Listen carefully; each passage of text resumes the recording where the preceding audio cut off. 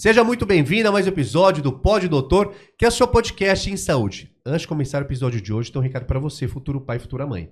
O Fleury Fertilidade, Centro de Medicina Reprodutiva do Grupo Fleury, oferece o serviço completo para ajudar você a alcançar o sonho da maternidade ou paternidade, além de tratamentos para preservação da fertilidade futura, seja tanto por motivos pessoais ou até profissionais. O espaço está localizado no bairro Vila Mariana, aqui na cidade de São Paulo, próximo de uma unidade de medicina diagnóstica da marca Fleury. Dessa maneira, você pode contar com a facilidade e a integração das soluções, podendo realizar procedimentos para fertilidade, congelamento de óvulos, congelamento de embriões, congelamento de sêmen e procedimentos para infertilidade, fertilização in vitro, inseminação intrauterina, procedimentos para obtenção de espermatozoides, além da correção cirúrgica de varicocele.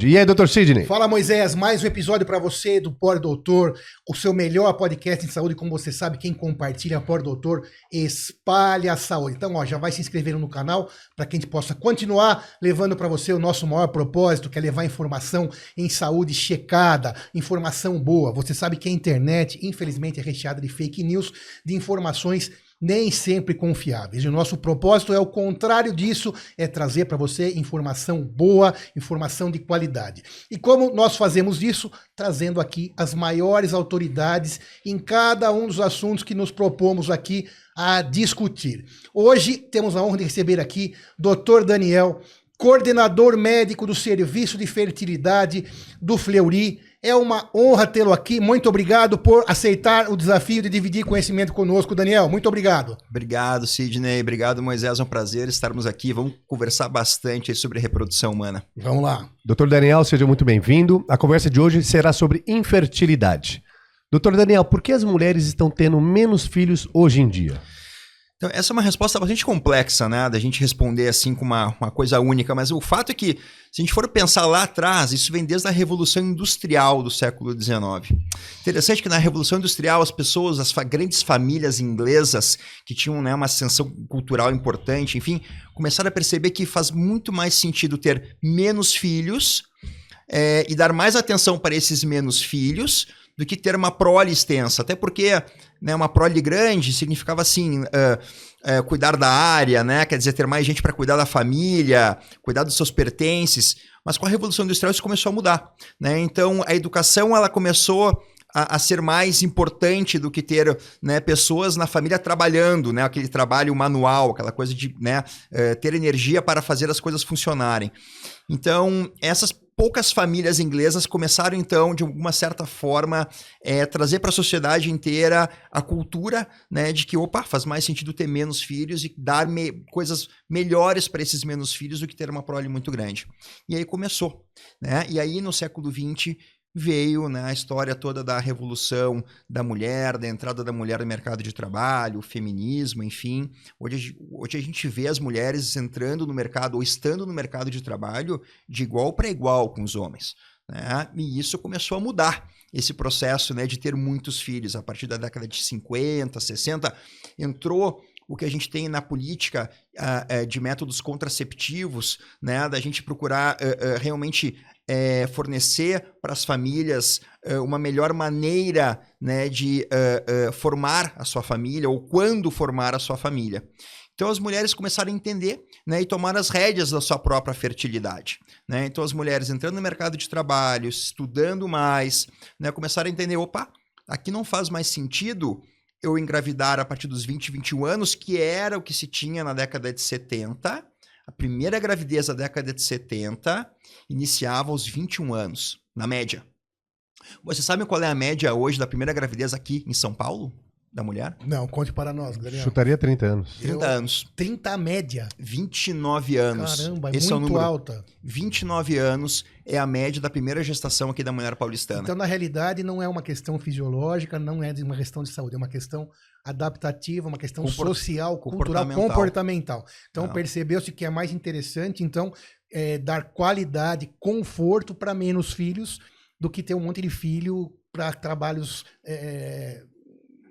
dignos também, mas mais braçais, mais manuais. Que interessante. Exato. E aproveitando esse gancho, né, dessa questão respondida, porque tem menos filhos. E a idade? A idade, você falou agora sobre essa média, como a idade afeta a dificuldade em ter filhos, Daniel? Então, e aí da existe- mulher, ou fale do homem também, já que você trabalha lá no Centro de Fertilidade do Fleury com ambos os sexos, correto? Exato. Eu trabalho tanto com a parte feminina quanto com a parte A masculina. infertilidade nos dois sexos. Nos dois sexos. Legal. E é interessante porque existe uma relação comportamental com o biológico. Ou seja, se a mulher ela começa a ter filhos numa idade mais avançada, ela também começa, eventualmente, a ter uma dificuldade maior de engravidar quando ela deseja. Por quê? Porque o ovário da mulher ela tem o seu tempo de validade. Né? Então, a mulher ela nasce com um número pronto de óvulos para serem ovulados. Tanto que o potencial máximo reprodutivo da mulher é os 28 anos. Então nós já estamos falando que a mulher está engravidando aos 29 com a primeira gravidez. Já está passando do potencial máximo de fertilidade Quando você fala dela. em potencial máximo é o momento... Momento máximo que ela tem sublime que ela tem para engravidar. Legal. Aos 28, está madura para a gravidez. O organismo inteiro está maduro para conquistar a primeira gravidez. 28 anos. Fisiologicamente falando. Sensacional. E aí depois ela vai começando a perder esse estoque. De uma forma ainda paulatina, devagar, mas depois dos 35 anos, essa perda ela é mais acentuada. Ficando ainda mais acentuada a partir dos 37 anos. E quando eu falo uma perda acentuada, não é só perda de número, né, de estoque de óvulos no ovário, mas a gente está falando também de qualidade de óvulos. Isso é o mais importante. E essa é a grande questão. Né? Porque quando a gente fala em qualidade de óvulos, a gente fala de duas formas essa qualidade ocitária. A gente fala a cromossômica, que todo mundo sabe, a mulher que envelhece tem um risco maior de engravidar e ter aneuploidias nos óvulos. Eu não por sei exemplo, se todo mundo sabe, acho que risco tem que falar sobre isso. importante. Isso é importante, gente. Olha isso, como é importante. Então, a idade está muito relacionada com as aneuploidias. Explica para nós. São alterações cromossômicas, Por exemplo, estruturais. doenças... A mais comum, síndrome de Down, que é o grande medo das mulheres que engravidam numa idade mais avançada. Né? E então, é um medo que faz sentido. Exato. Precisa tomar esse cuidado. Por exemplo, tem alguma proporção? Tem. Por exemplo, 40 anos, a mulher com 40 anos tem um risco de síndrome de Down de 1 para 100 nascidos vivos. E dependendo da alteração acima dos 40. Exatamente aos 40 anos é 1 para 100. 1 para 100, gente. Bastante. Então, ó, de cada 100 mulheres grávidas, na matemática, uma criança nasceria com síndrome de Down, correto? Exato. É algo epidemiológico. E antes esse número é muito menor. Muito menor. Com 30 anos é realmente ter uma síndrome de Down com menos de 35 anos é uma loteria muito grande. Eu conheço pessoas, mas é muito raro. É muito raro. E outras síndromes cromossômicas, Patal, Edwards, tem N alterações cromossômicas, inclusive alterações cromossômicas que não tem nome, que aí acaba evoluindo, inclusive, para perda, né, abortamento precoce, digamos assim. Aquela malformações isoladas, cardíacas, exato. Sistema nervoso e tudo mais. A síndrome de Down, ela tem influência na questão da qualidade do... Não, aí é que tá, porque a gente isso tem aquela... Pro homem, pra mulher ou não? Só não, é mais relacionado à mulher. O homem, ele traz pouca... inclusive o homem com idade mais avançada, ele traz pouco risco cromossômico. O homem traz outras situações que a gente pode falar daqui a pouco. Sim. Mas a mulher, ela tem essa alteração cromossômica quando ela envelhece, os óvulos têm mais riscos de aneuploidias, alterações cromossômicas estruturais, mas também tem algo que pouca gente fala, que é a qualidade energética desse óvulo. O óvulo tem uma qualidade intrínseca, energética, mitocondrial, que faz com que haja a formação de um bom embrião e uma gravidez evolutiva. Muitas vezes eu posso ter um óvulo sem alteração cromossômica, euploide, um óvulo, né, que é normal cromossomicamente, digamos assim, mas ele não tem energia para formar um bom embrião, para formar um embrião que vá se desenvolver, né, numa gestação. Então, não é só uma questão de riscos cromossômicos, é uma questão também de qualidade biológica de gerar o embrião, né, que siga saudável, uma gravidez evolutiva. Exato. E tem quais são os exames para diagnosticar uma infertilidade, tanto no homem quanto na mulher? Interessante, né? A mulher é mais complexa no seu exame, na sua avaliação. O homem é mais simples. Tanto que quando a gente fala em propedêutica da avaliação da infertilidade conjugal, a gente deve iniciar sempre pelo homem. Porque o homem ele é mais simples, ele é um espermograma básico, precisa do espermograma. Isso, porque o que a gente vê é o contrário, né? Geralmente quem leva, desculpa a palavra, mas quem leva o fardo da infertilidade, em geral, é a mulher. Me corrija se eu estiver falando bobagem. Sem dúvida, mas isso tem uma questão... Então, olha que interessante, tem que começar pelo homem a investigação, então. Quando o casal vem junto na consulta, é obrigatório sempre pedir um espermograma para esse homem. E eu diria hoje, inclusive, um outro exame relacionado ao espermograma chamado pesquisa de fragmentação de DNA, que vai além do espermograma. O espermograma ele nos mostra o volume do ejaculado, concentração, quanto ele está produzindo de espermatozoides, a motilidade. O espermatozoide, para chegar no óvulo, tem que se mover. Então tem que entender como é que esse espermatozoide está se movendo. Tem boa motilidade ou tem baixa motilidade? Né? A morfologia. Qual é o formato desse espermatozoide para penetrar dentro desse óvulo? Ele tem que ter o formato perfeito. Se ele não tiver um formato perfeito, ele não entra lá no óvulo. Eu digo, é que nem um míssil com a sua ogiva. Né? O espermatozoide é o míssil que tem a ogiva ali, né? Que é o núcleo do espermatozoide para entrar dentro do óvulo. Então precisa estar perfeito, o formato dele muito próximo da normalidade para ele conseguir penetrar espontaneamente no óvulo. Se ele não penetra, o óvulo não permite com que ele entre se ele não é bonitinho. E mesmo tendo uma ejaculação normal, com volume normal de esperma, de espermatozoides normais, pode não acontecer a fertilização se não tiver um monte de eventos acontecendo com perfeição, né? Certeza. E um deles é essa compactação do DNA espermático. E aí vem a importância dessa pesquisa de fragmentação de DNA espermático, que é um exame relativamente novo na prática clínica, mas é um exame antigo, feito desde a década de 80, nos Estados Unidos, por um cara chamado Don Evanson, enfim. Mas a gente tem colocado na prática mais ou menos do início aqui da década de 2000, 2010. E eu não consigo mais solicitar um espermograma sem ter uma fragmentação de DNA para entender a qualidade intrínseca desse espermatozoide, porque às vezes você tem um espermograma maravilhoso, concentração maravilhosa, motilidade ótima, morfologia bonita, você vê, nossa, esse cara aqui é um campeão, né? É um campeão. Mas ele fuma, ele é obeso, ele tem varicocele, ele é sedentário, ele tem um monte de fator de agravo. Ele fuma um baseado no final de semana. Ele é um cara que não se cuida, mas o espermograma dele, olhando, ele é bonitão. Aí a gente pede uma fragmentação e aí a gente tem um resultado horroroso. É o famoso... Essa fragmentação, ela busca, porque também não é da minha época, isso está sendo novo para mim. Exato. Ela busca o DNA do espermatozoide. Ele busca exatamente entender o grau de compactação cromossômica desse espermatozoide. Quanto mais fragmentado for esse DNA, pior é para o óvulo. E eu já vou chegar nesse processo de fertilização que é importante. Sim. Porque muitas vezes eu tenho um espermograma bonito, mas eu tenho uma fragmentação muito alta. Lembra da história do computador lá, daquela teclinha disfrag lá, que a gente colocava nos TK2000, TK3000? Gente, estou falando isso aqui da década de 90, né? Que o computador começava a ficar lento. A gente chamava de Lentium, tinha um Pentium, né? Chamava de Lentium. O que era o Lentium, né? O Pentium naquela época. O computador ficava pesado, ficava devagar, porque ele ficava com a informação não genética, a informação toda fragmentada. Então você precisava fazer um comando lá no DOS para desfragmentar o computador. Entregamos nossa idade agora, hein? Entregamos. E aí esse computador ficava rodando a noite inteira para compactar toda a informação ali, e aí a gente tem um computador de novo com mais rapidez.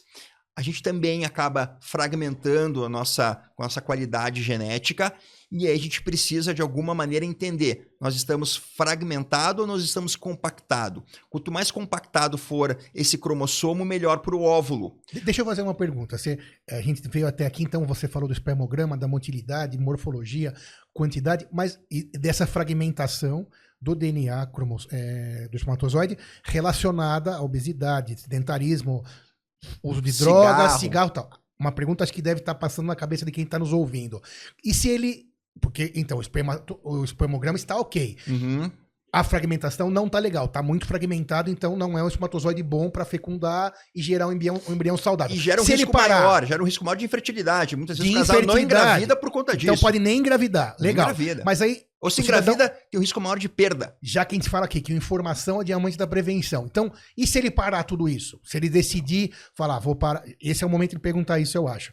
Parar de usar maconha, parar de beber, parar de fumar. Claro que não vai fazer uma mágica da noite pro dia, mas ele tornando-se saudável. Essa situação da fragmentação, ela volta ao normal? Como que funciona isso? Volta, isso é o bonito. Olha que legal. Isso é o bonito da reprodução humana. Porque o que a gente está vendo muito hoje, Sidney, é o imediatismo.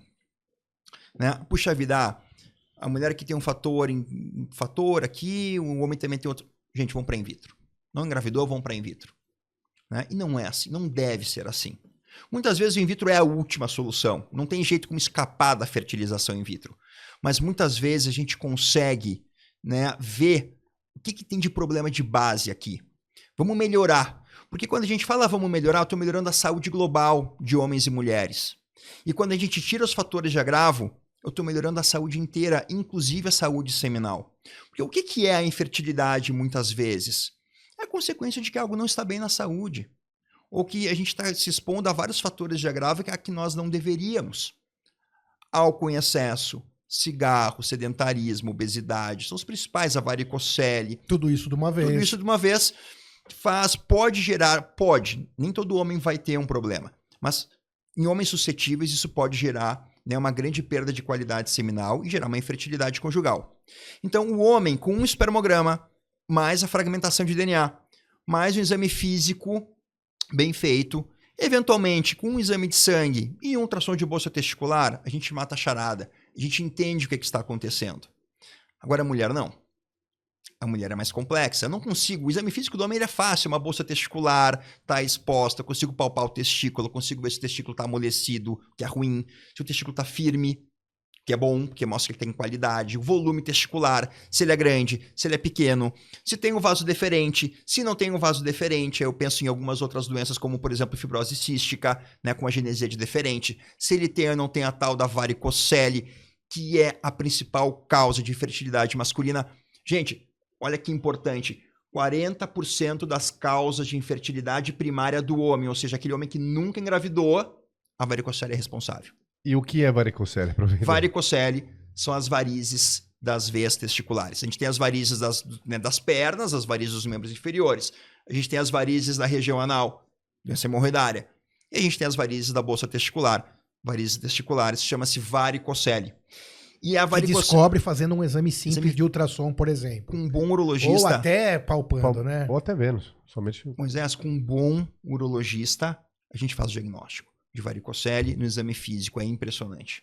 Então a gente consegue detectar no exame físico o que está acontecendo com esse homem e consegue correlacionar com o espermograma ou com a fragmentação de DNA e entender todo esse processo, né, as causas da sua infertilidade.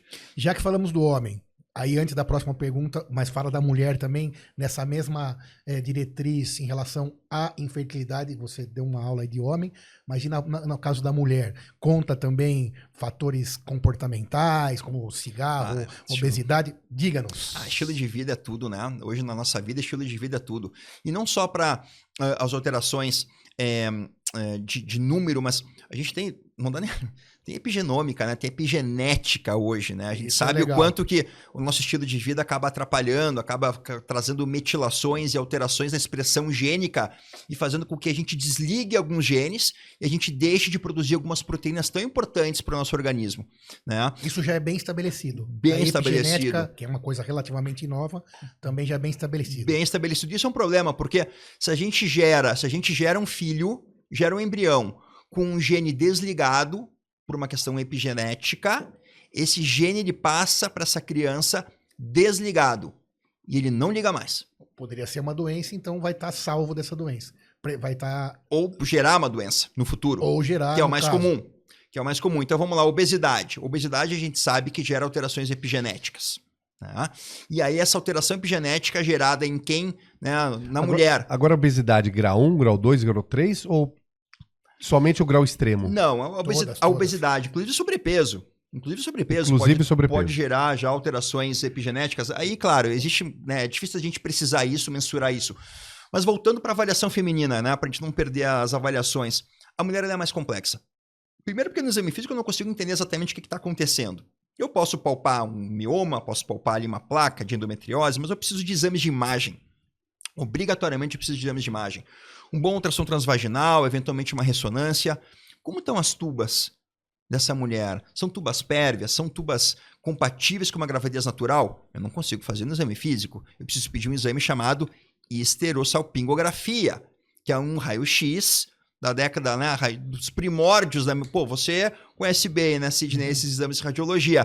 Pô, a esterossalpingografia é um exame muito antigo, mas ainda é o melhor exame para avaliação de função tubária. Por incrível que pareça, um exame de 100 anos ainda é o melhor exame para avaliação tubária. Então, veja bem, eu não consigo avaliar isso numa única consulta, né? Ou com um único exame. Estou fazendo vários exames. Eu preciso de um perfil hormonal. Eu preciso de um hormônio antimileriano para entender como é que está essa reserva ovariana. Eu preciso de um ultrassom bem feito, em especial um ultrassom feito pelo próprio médico que trabalha com reprodução humana, para contar a quantidade de folículos. Qual a reserva ovariana dessa paciente? Qual Porque o ainda número tem de isso, folículos antrais Quando vai fazer um existentes? exame num laboratório que está avaliando doenças, é uma coisa. Quando vai com um especialista em fertilidade, ele vai contar os óvulos, medir cada um, para poder te dar uma informação boa. Sidney, uma outra avaliação. É interessante, assim, você falou muito bem. Aquele radiologista que não está acostumado, né, em aferir uma reserva ovariana, ele não consegue contar de uma forma adequada ou entender quais folículos realmente a gente conta e quais folículos a gente não deve contar, porque a gente sabe que não vão ser aproveitados naquele mês. Então, existe toda uma técnica, uma experiência do médico que mexe com reprodução humana, que faz estímulo ovariano, para entender bem essa reserva ovariana.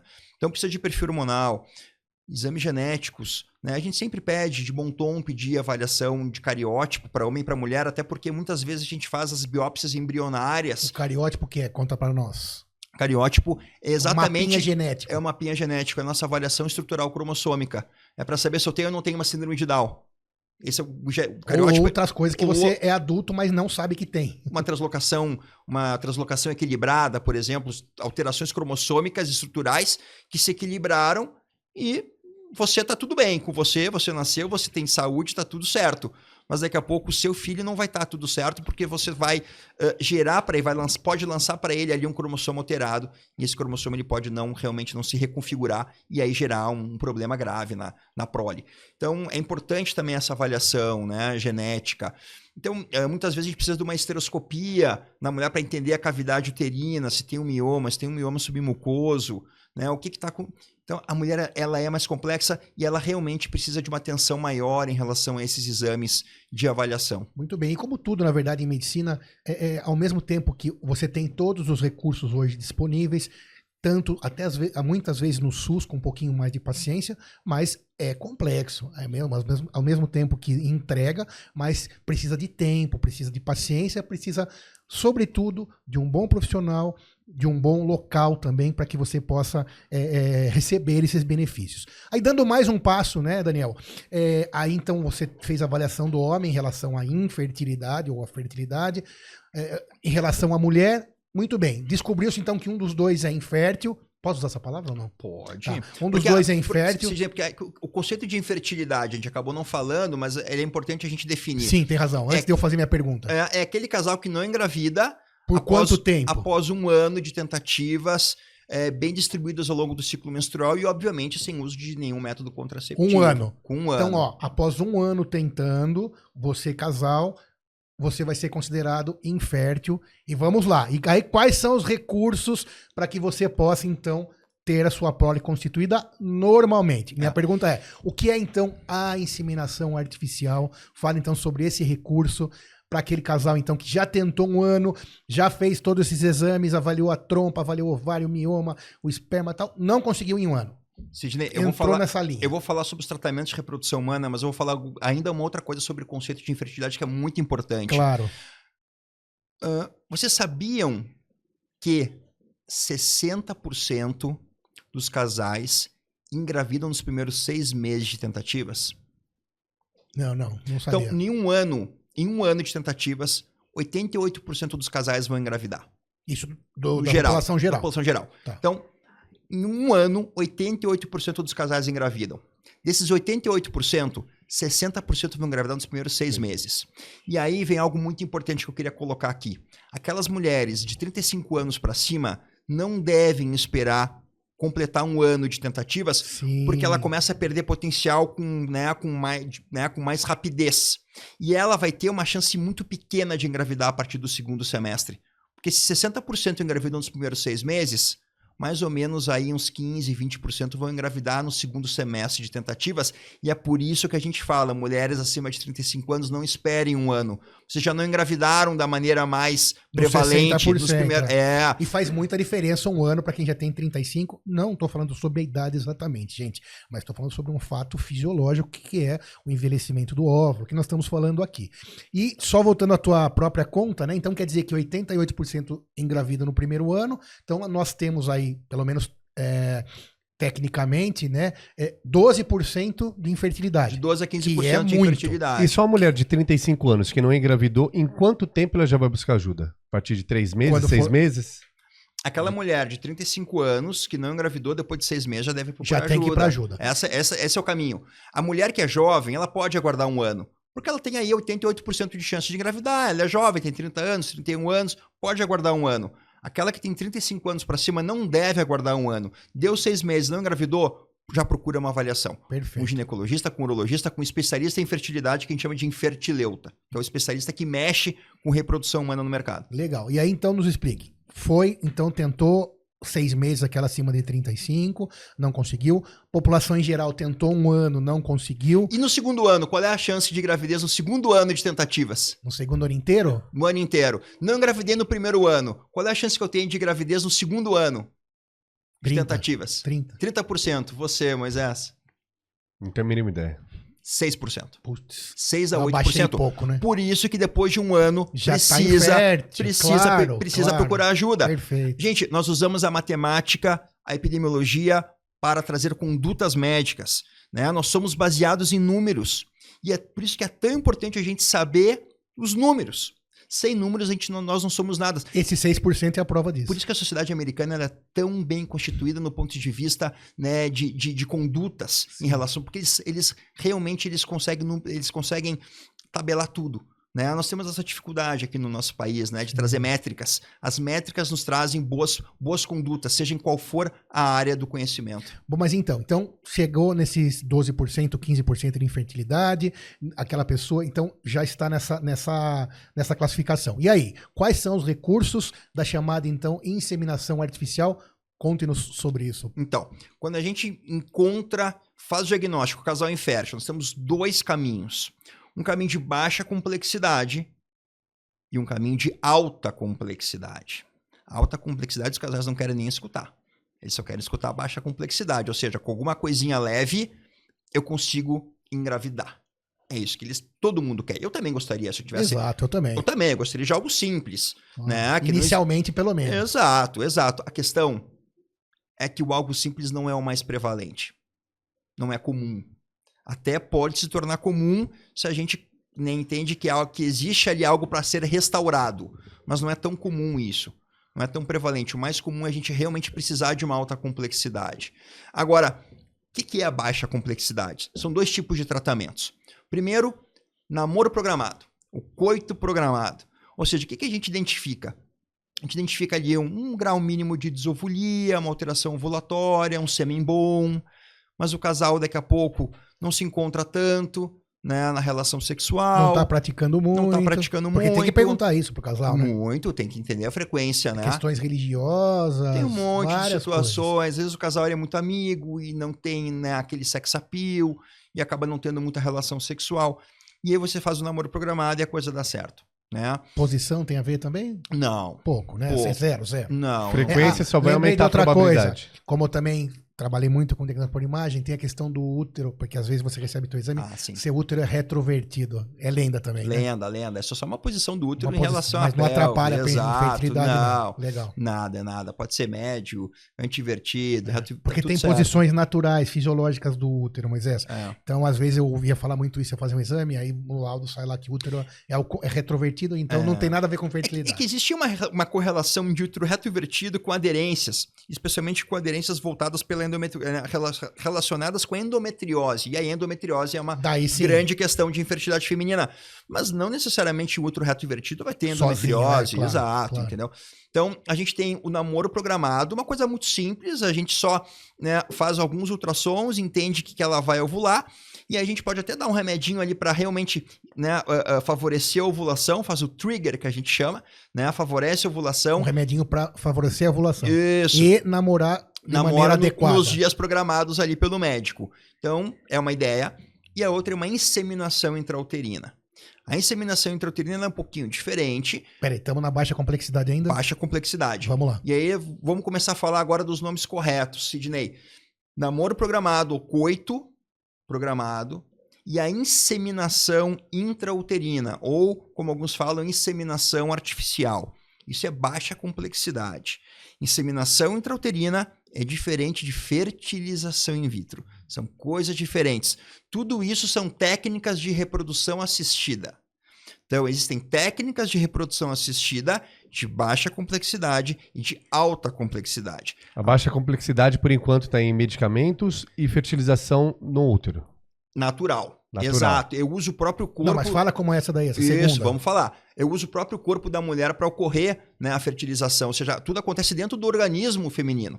Né? Então, como é que é a inseminação intrauterina? Ela é um pouquinho diferente, porque eu entendo que também existe um bom potencial reprodutivo de gravidez, mas eu quero aumentar um pouco as chances de gravidez. O namoro programado, ele não aumenta muito as chances de gravidez, ele dá a chance de gravidez natural quando... Que não havia. Não havia. Por exemplo. Não havia, exato. A inseminação intrauterina, ela sai de 18%, que é o natural, por mês de gravidez. Isso a gente não tinha falado ainda. Por mês, o casal tem de 15% a 18% de chance de gravidez. Cumulativamente, dá os 88% em 12 meses. E quando a gente faz uma inseminação intrauterina, nós temos, então, uma chance de 25% a 30%. A gente praticamente dobra a chance. Então, a inseminação intrauterina, ela dobra a chance de gravidez e a gente prepara o sêmen no laboratório. Então, isso é diferente. Então, o homem ejacula no laboratório, a gente prepara o sêmen, faz o que a gente chama de processamento seminal. Atenção, ginecologistas e urologistas, não é capacitação seminal. Ninguém capacita nada, a gente processa o sêmen, é o processamento seminal. Muita atenção com essa palavra. E... Doutor Daniel, já ouvi falar?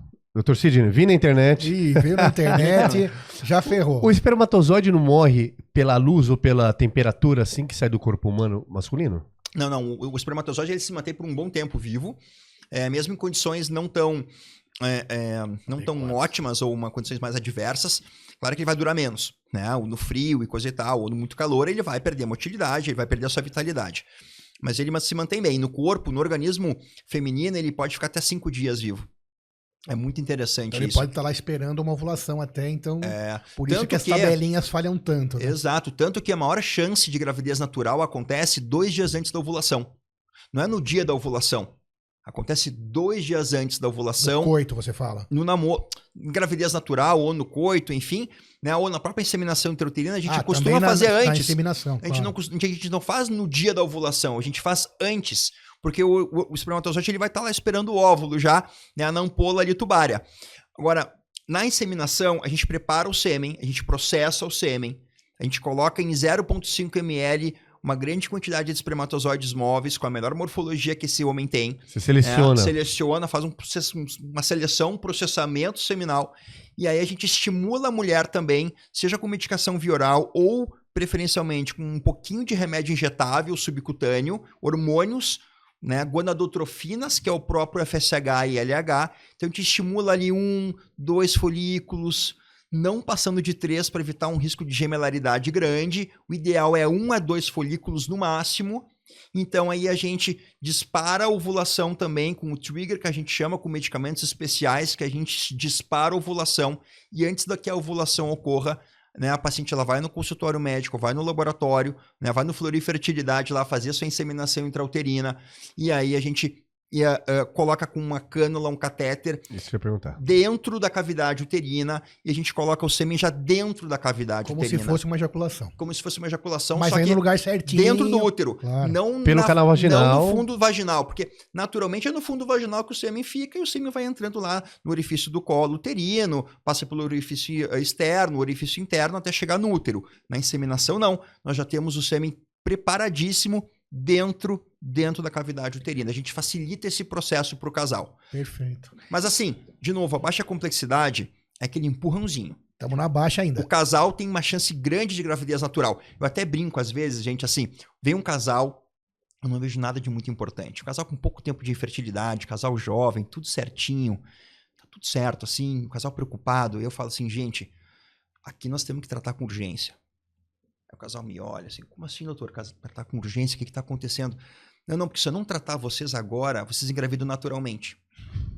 Eu tenho que ser rápido com vocês. É igual dermatologia, né? Tudo é uma emergência. Tudo é uma emergência. Se não tratar, cura sozinho. E aí o casal relaxa, entendeu? Porque ele entende que o potencial reprodutivo é bom. E eu confirmo isso. Eu passo para eles essa tranquilidade. Muitas vezes essa tranquilidade é o que faltava pro casal engravidar. É impressionante, é impressionante. Tô dizendo que tudo isso baixa a complexidade. É.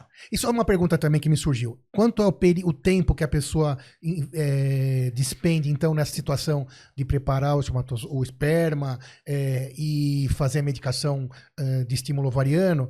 10 dias, 15 dias, em geral uma tentativa dentro de um ciclo? Não, é isso, uma inseminação intrauterina demora aí de 12, 13, 14 dias no máximo. Tudo tá isso faz a consulta, em 15 dias então vai ter o resultado ou não? A gente faz a avaliação da infertilidade, geralmente demora 2 consultas. Em 2 consultas a gente consegue matar a charada em geral.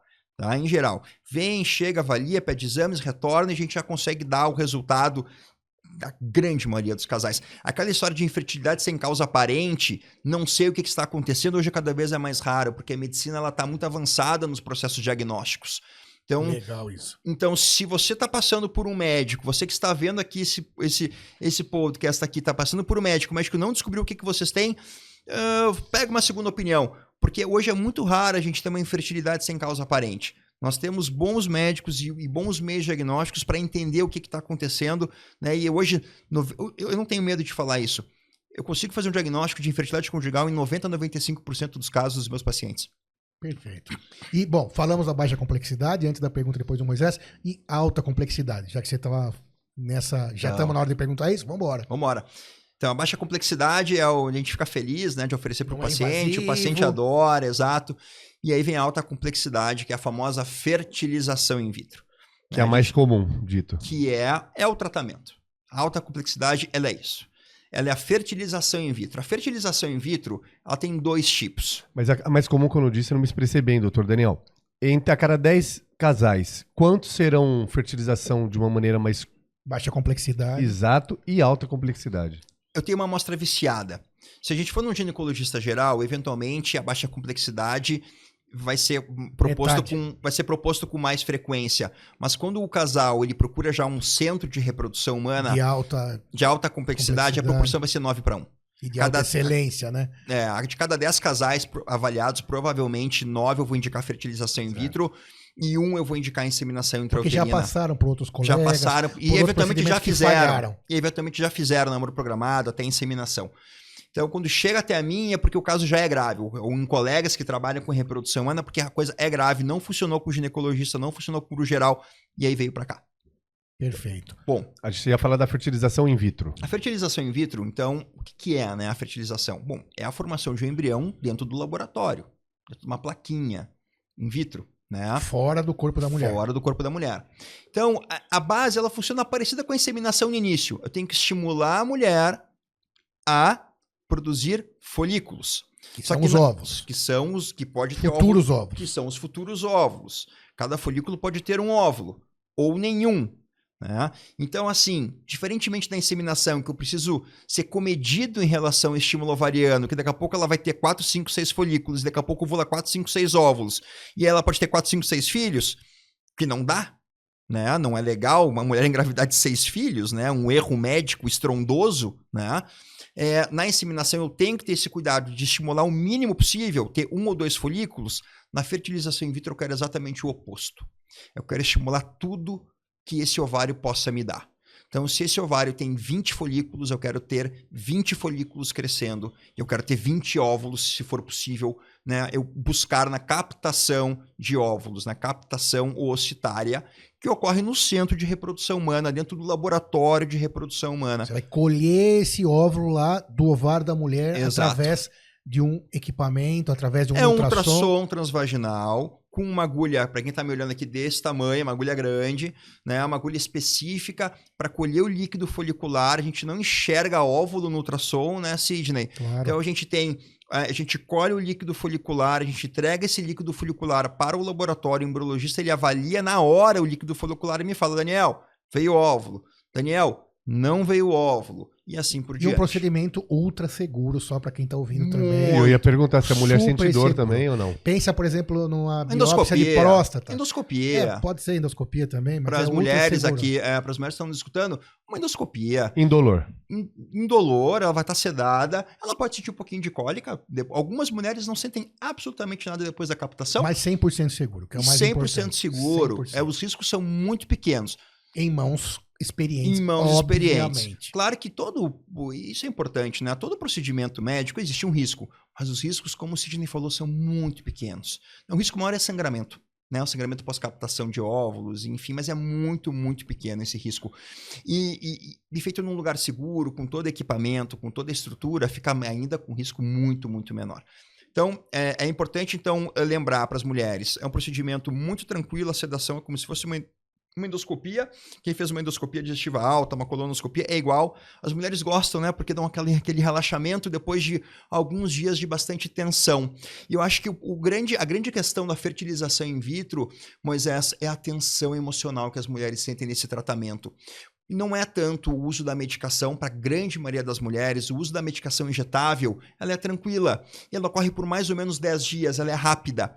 10 dias depois que eu usando os remédios, o ovário crescendo, eu fazendo ultrassom e vendo que o ovário está pronto para fazer a captação sempre é 2 dias depois. Então, existe também, inclusive, essa programação, né, da paciente em relação ao seu trabalho, em relação às coisas, que ela entende como vai ser todo o processo.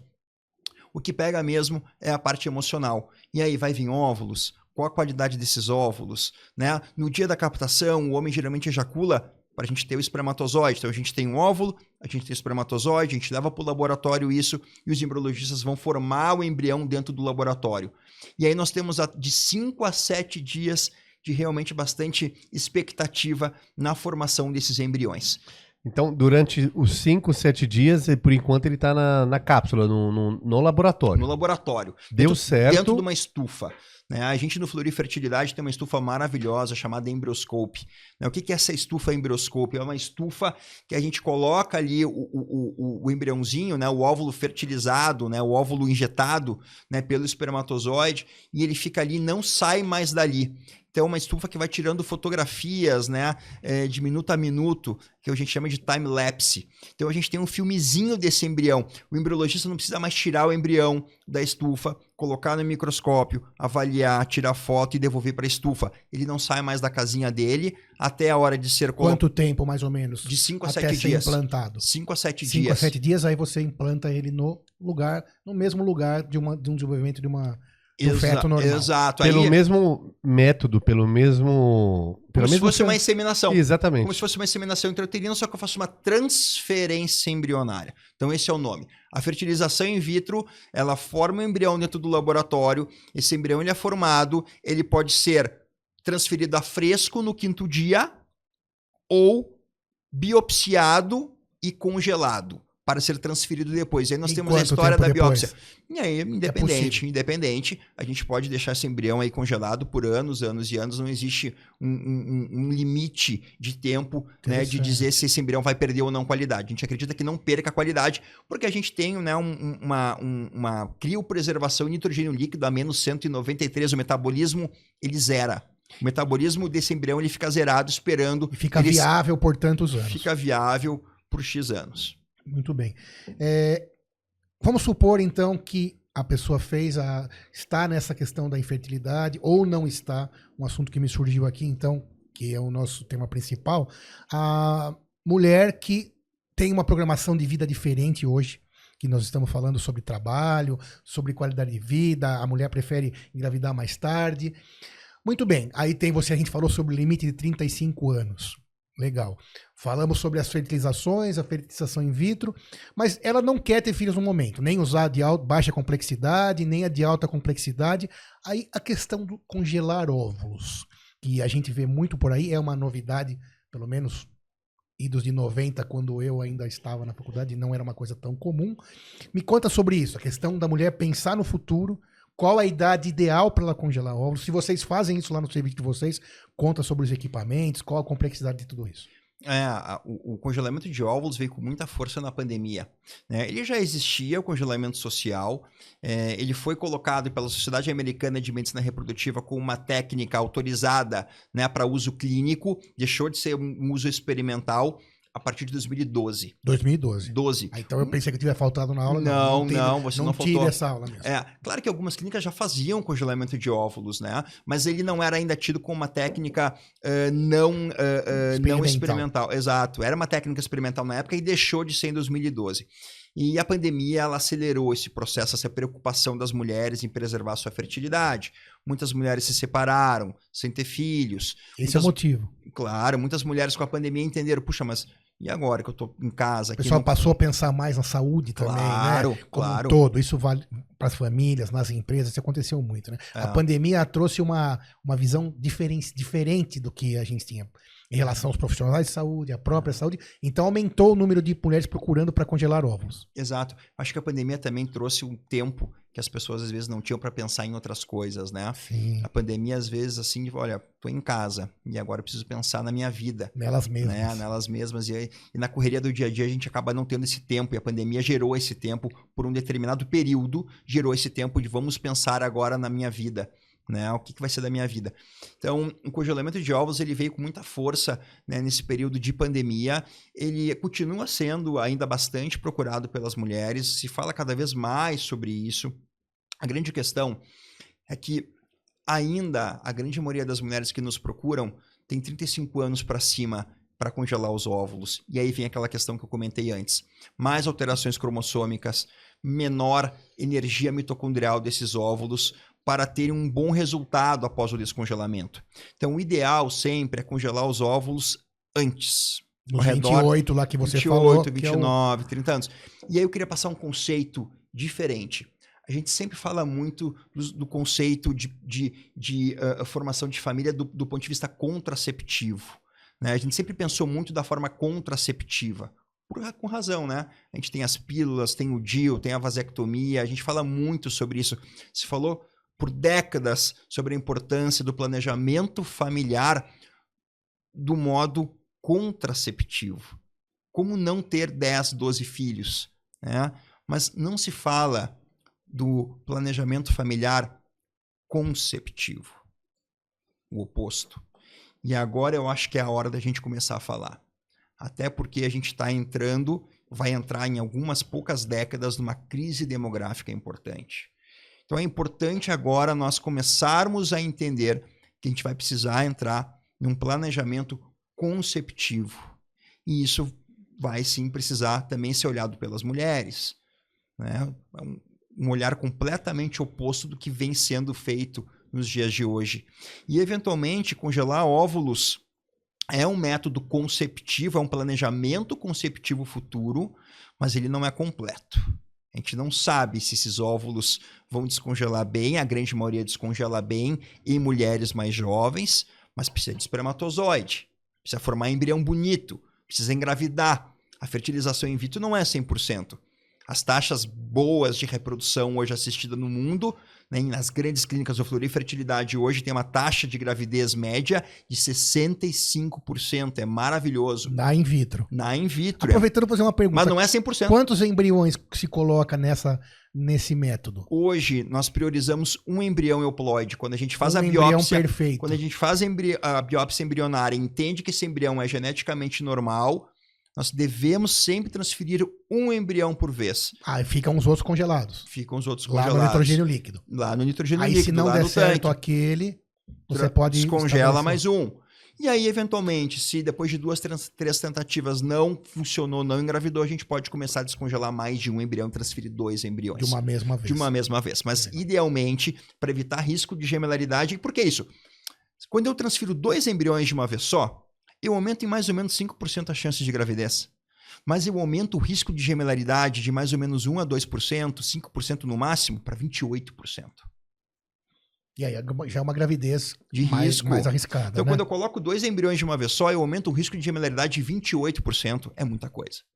E se eu entrego um embrião, é difícil eu ter uma gestação gemelar. Até pode. Esse embrião ele pode se dividir, mas é raro. Não acontece com tanta frequência. Eu nunca pensei nisso. Também in vitro você pode ter um gemelar idêntico, né? Idêntico, o embrião ele porque não se chegou divide, na fase ainda da... O embrião se divide espontaneamente dentro do útero e gera uma gestação gemelar. Mesmo você tendo colocado só um. É, idêntica, exato. Interessante, Exato. muito bem. Quando a gente passa do útero de uma mulher para outra, essa taxa de 65% ela já aumenta. Muito. Se tu pega um útero saudável, aumenta muito. O útero de substituição é um tratamento muito efetivo para aquelas mulheres que não têm mais útero, que não têm útero de qualidade. É a antiga barriga de aluguel. E teve até novela, então esse termo, só para você lembrar, mas hoje o termo adequado é útero de substituição, que a gente chama. Que é comum também? Não, é uma questão assim bastante complicada, tem uma legislação própria. O Brasil ainda é isso, né? Precisa ser muito burocrático, bem feito, né? burocrático, não é frequente da gente precisar, né? Algo pouco frequente, mas quando precisa ser muito bem feito, tem legislação apropriada, tem coisas bem apropriadas para isso. Perfeito. Você falou da mulher, da questão da idade aí, então 28 é o auge da saúde do óvulo e da idade mais adequada para a mulher ter a sua prole. Claro que você vai ter 2 filhos, né? Sei lá, e ter por 27, 28, 29. É o momento mais adequado da idade, dos problemas todos aí em relação ao óvulo. Agora, no homem, aí você falou da fertilização in vitro, colhe o óvulo, faz a estimulação, põe lá para fazer a junção com o espermatozoide, faz a concentração do esperma. Bom, e o homem? A idade do homem também... Bom, a gente falou também no começo sobre os hábitos, né? Que acho que é meio óbvio, mas o óbvio é sempre o mais difícil de entender, né, Daniel? Na vida, em tudo. Então, fumar, ser obeso, tudo atrapalha. E para a mulher vale a mesma coisa. Mas e a idade isoladamente no homem? Tem também uma grande relação com essa questão da in vitro ou até da inseminação uterina que você falou. Como funciona a idade do homem, já que você também é urologista, além de coordenador lá do Centro de Fertilidade, a idade do homem em relação ao espermatozoide, ao resultado ou não desse trabalho todo? Muito, muito. A partir dos 35 anos, o homem também envelhece. A produção de espermatozoides também envelhece. Claro que não da mesma forma que as mulheres, porque as mulheres, né, perdem seu estoque. O homem não vai perder seu estoque porque tem uma produção contínua, segundo a segundo, de espermatozoides. Até o fim da vida. Em geral, teoricamente. Em geral. Muitos homens acabam perdendo, inclusive, essa produção. Mas... Acabam perdendo pelos motivos falados, hábitos de vida. E também associado a outras coisas, né? A gente tem... Vamos lá, cada um tem seu próprio potencial genético, né? Claro. Eu nasci com um potencial genético de produzir X milhões de espermatozoides, o Sidney Y milhões de espermatozoides, você, Moisés, Z milhões de espermatozoides com tal e tal qualidade. E dependendo do potencial genético inato próprio, se eu vou entrando nos mais diversos fatores de agravo, eu posso perder muito potencial, inclusive zerar esse potencial no futuro. Então, o que a gente sabe hoje é que homens acima de 45 anos também têm alterações importantes na qualidade seminal. Acima de 45. Acima de 45, gerando inclusive mutações genéticas, alterações mais importantes de fragmentação. Homens mais velhos têm um risco maior de fragmentação de DNA, uma diminuição da morfologia do formato do espermatozoide, e isso está relacionado a doenças na prole. E isso já é um conceito bem já definido na literatura médica, que o homem mais velho também traz problemas, riscos de doença na prole. Não necessariamente síndromes, mas falando de uma maneira geral. Geralmente não são síndromes genéticas, geralmente são alterações como, se fala muito hoje em dia, autismo, esquizofrenia, bipolaridade, tumores do sistema nervoso central, maior risco de diabetes. Isso é muito importante o que o doutor Daniel está falando. Então, acima dos 45 anos, você homem, claro que se você não teve filhos até os 45, você deseja ter, ou tem um segundo casamento, a gente não está falando aqui para você não tê-los, né? Não é isso, mas você tem que saber. que afinal, né, a gente sempre fala aqui que a informação é Conhecimento. importante, conhecimento, mas então o seu risco vai aumentar. Tente tê-los antes dos 45, mas saiba que após os 45, o risco de ter uma prole com autismo, tumores neurológicos... Alterações do esqueleto ósseo, várias síndromes genéticas relacionadas a alterações do esqueleto ósseo, inclusive acondroplasias, nanismo.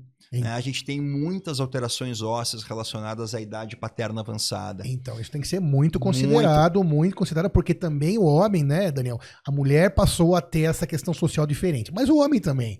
Cada vez mais o mundo tende a produzir mais, essa busca incessável pelo conforto, e nem é momento para gente discutir isso aqui, e não que eu ache errado, mas o homem também... todo atribulado, principalmente nos grandes centros, né? Não dá nem tempo de parar de ter filho. Se as mulheres engravidam de uma idade mais avançada, tecnicamente os homens também vão Cara, engravidar de uma idade mais avançada. Exato, se ela tem 30 e... Qual você falou a média? Vamos 30, lá, né? Vamos botar ela aqui. tem 35. Vamos falar de mim aqui, meu pai. Meu pai me teve com 27 anos. Você é o mais velho? Eu sou o mais velho. Tá? Meu pai me teve com 27 anos. Meu pai era médico. Legal. Pai é médico. Ortopedista. Beijo aí, pai. Como ele chama? Sérgio Zilberstein. Um abraço, Sérgio Zilberstein. Meu pai me teve com 27 anos, em plena residência médica, aqui no Hospital das Clínicas de São Paulo. Olha isso. É isso. Não tinha net em casa, né, Sidney? Aí acabei nascendo, né? E aí, eu tive meu primeiro filho com 37 anos, 10 anos depois. Por questões sociais. 8 anos depois de eu ter acabado a minha residência. Por quê? Porque eu fiz minha residência, que foi mais longa que a do meu pai, e depois eu fui fazer uma especialização em reprodução humana, um fellow em reprodução humana na Unifesp, na Escola Paulista de Medicina, e aí depois eu enveredei pro doutorado, e quando eu vi, meu amigo, eu já tava com 37 anos. E tá tudo bem. E tá tudo Tá bem. tudo bem. A gente não tá falando aqui, a gente não é o cavaleiro do apocalipse. Então Mas você mudou. é um cara saudável, magro, né? Então, guardando o estilo de vida de maneira adequada, vai ficar tudo bem. Agora me surge uma pergunta nesse momento, extremamente relevante devido a todo esse movimento que a gente vê hoje sobre uso de anabolizantes.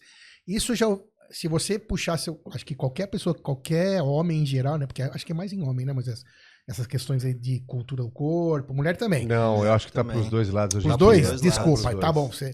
Então pros tá. dois lados. Opa. Então tá. As Mas mulheres você vê e hoje, os homens hoje...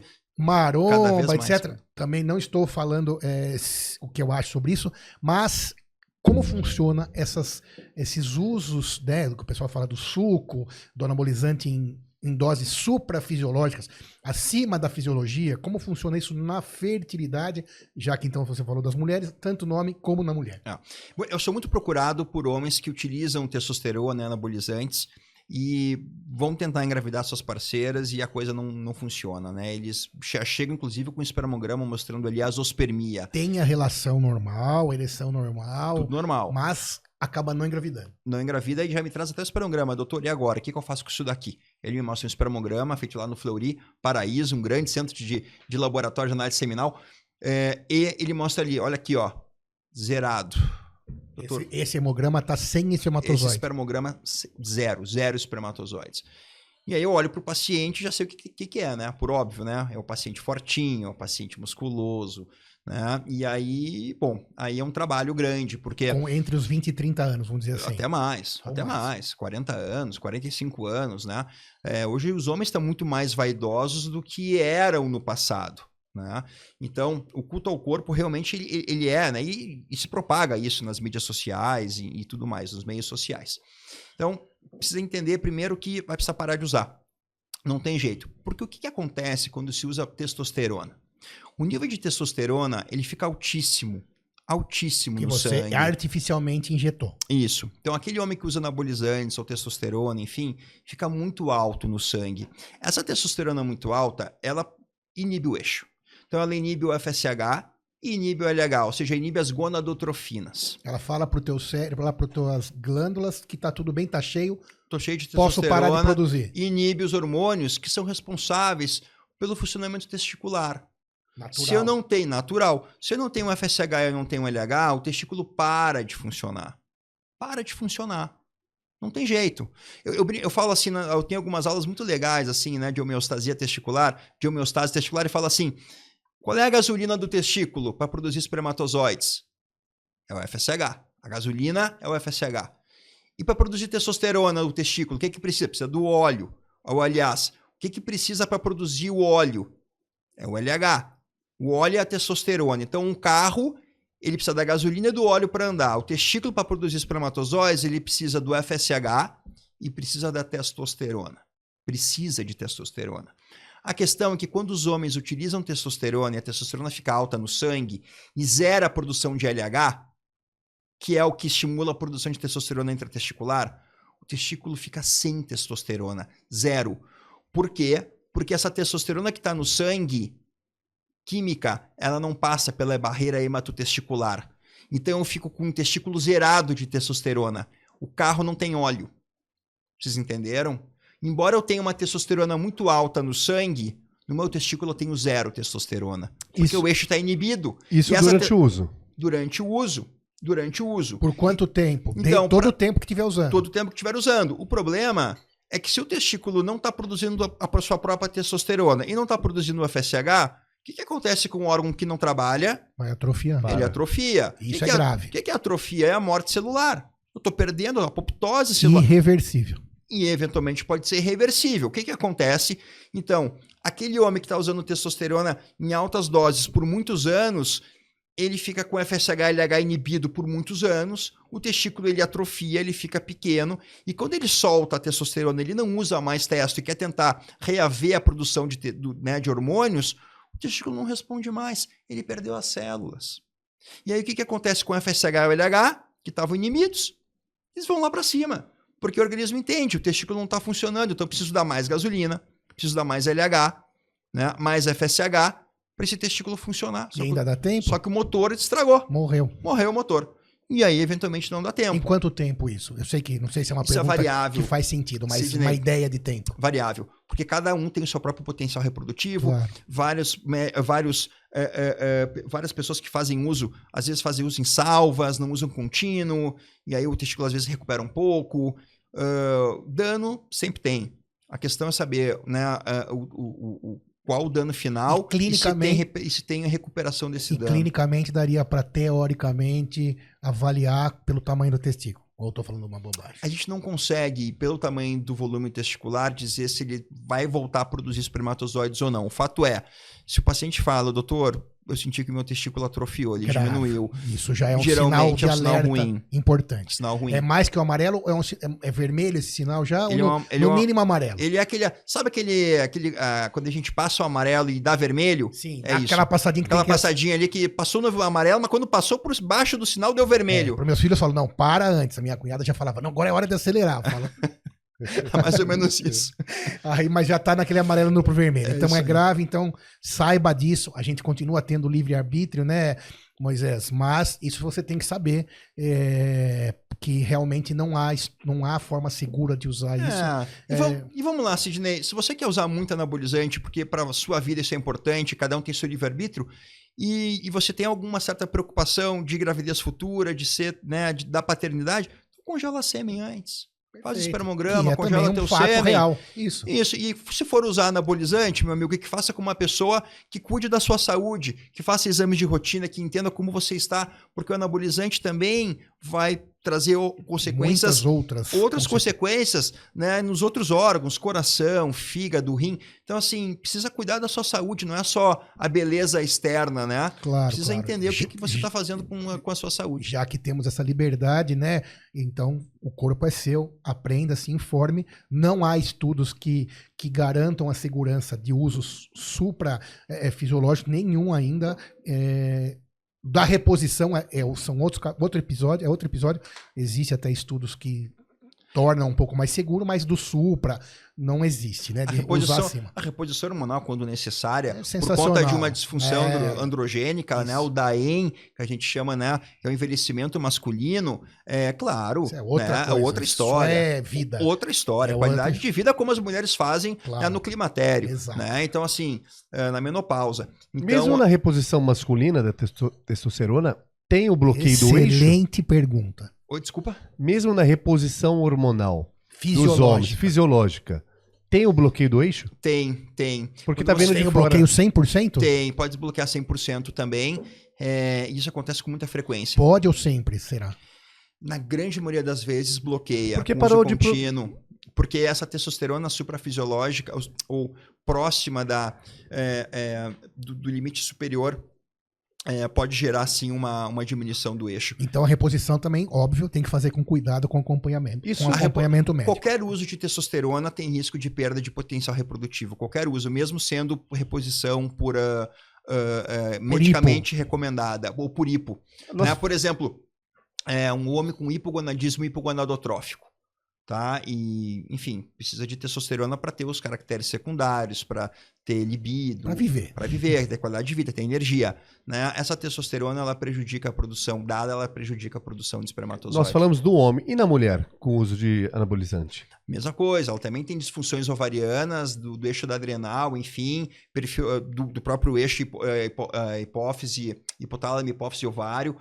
Existe também a mesma situação. É que na mulher ela acaba tendo uma hiperandrogenização, né? Então ela acaba, né, eventualmente até entrando com ovário policístico, entrando em amenorreia, são outras situações. Porque a mulher, a taxa de testosterona é muito baixa. Quando você joga testosterona para dentro, você passa de 1 para 1000. É uma loucura. Né? Ela hiperandrogeniza, né, o ovário. E aí a gente tem as alterações parecidas com aquelas síndromes dos ovários policísticos, né? E pode, inclusive, deixar de menstruar. Entre a amenorreia e não engravida. É só você lembrar dos casos de transgênero, onde